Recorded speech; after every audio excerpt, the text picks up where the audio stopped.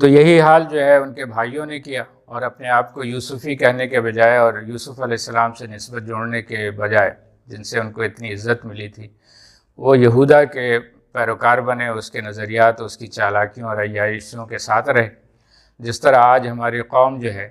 صالح قیادت کے اور امانت دار قیادت کا ساتھ دینے کے بجائے چالاک اور چرب زبان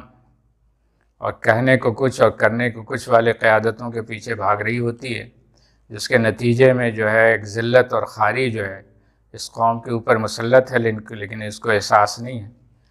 یہی حال وہاں جو ہے پھر بنی اسرائیل کا ہوا۔ گو کہ یہ ان کی تعداد اور آبادی بہت بڑھ گئی تھی، لیکن حقیقت یہ ہے کہ ان کی عیاشیوں نے ان کو کچھ سے یہ کرنے سے باز رہے۔ ابراہیم علیہ السلام کی دعوت اور شریعت اور اس کے نفاذ اور اس کا جو نظام تھا جو یوسف علیہ السلام نے قائم کیا تھا، اس سے روگردانی